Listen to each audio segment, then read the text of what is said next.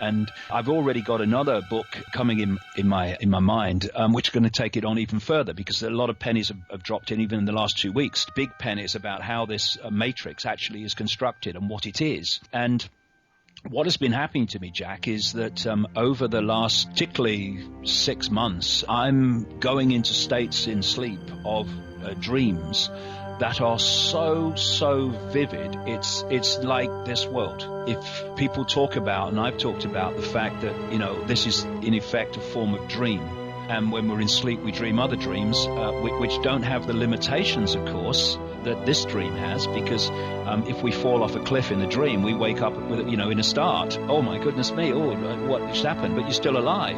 You fall off a cliff in this dream, and you're not still alive in this reality, because you're programmed to believe that when that happens, you must not be with us anymore. And this is why some people can walk through fire without getting burned, and most people would get burned. They go into another state of consciousness, which is what basically a dream is. And these dreams have become more and more and more vivid, and as they have done so, more and more information, insight, and awareness has started to form. And I'm just at the cusp of going, this new book goes deeper into the rabbit hole, for sure, not least in relation to Saturn and other things, but I'm just on the cusp of going really, really deep. When you reach a point and you know that the waters are about to break in a big way, I'm at that point now, and it's an exciting time for me, because what I've been pursuing for the last 22 years is not only what's going on, it's how we delete what's going on. And for me, what's happening is this matrix, which I explain in the book,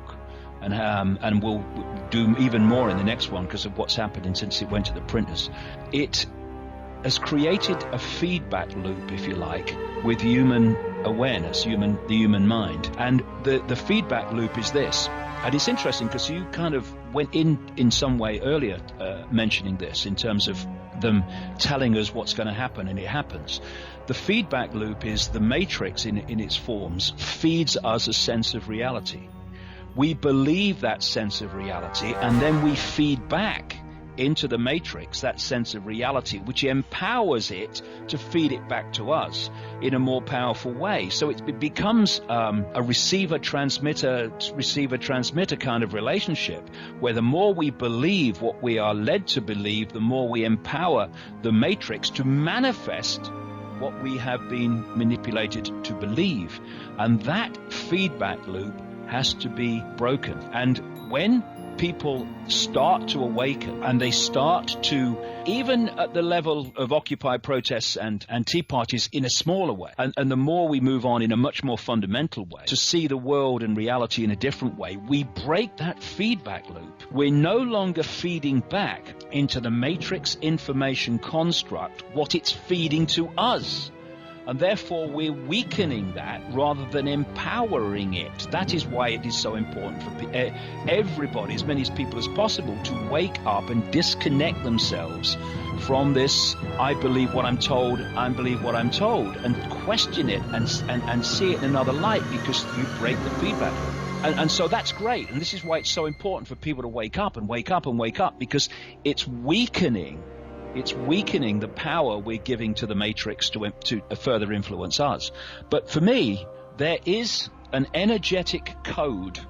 I've seen this in my mind for 20 years, and it's becoming more and more and more powerful and tangible in the last few weeks. There is a code. It is like the equivalent of a combination lock to open a safe, but it's an energetic code. And that code is going to break this information construct. And when it does, people are going to be like Sleeping Beauty. They're going to wake up and go, what just happened? Because life is the world and themselves is going to suddenly be perceived in very different terms. Now, some people, many and increasing numbers of people, this is already happening to them, even within this box. Even as you said earlier, by osmosis, the 100th monkey syndrome almost. Yeah, well, that's basically the same thing, because what you're doing is the more you awaken, and therefore in this interaction with this energetic construct I call the matrix, the more you awaken, you're putting new information new perceptions into this construct. This is weakening the power of the construct itself, which has been designed to feed us the sense of reality, little me, I've got no power, and all this stuff. Eons have been following and believing in. And thus, when you put this information into this construct, it is there for other people to pick it up and be influenced by it. And so everyone who awakens, and everyone that awakens is adding these new ways of looking at self and life into this construct, this energy field. And thus, more and more people are getting access to more and more powerful levels of alternative ways of seeing things. And you can spontaneously suddenly see life in a different way, walking down the supermarket aisle without actually having read a book or heard anybody speak about it. Suddenly you get it. And this is why it's so important that people wake up, because it's weakening and weakening and weakening this matrix construct, which is actually feeding us a reality. So that is fantastic, and the more that happens, the better it will be. But in the end, I know there is a vibrational code that is going to bring this down. And I'm starting to understand what this matrix is, and I'm starting to understand, therefore, what is necessary to break its control of human perception. It's exciting times, and the next 4 years are going to be really, really at the center, the heart of bringing this whole thing to an end.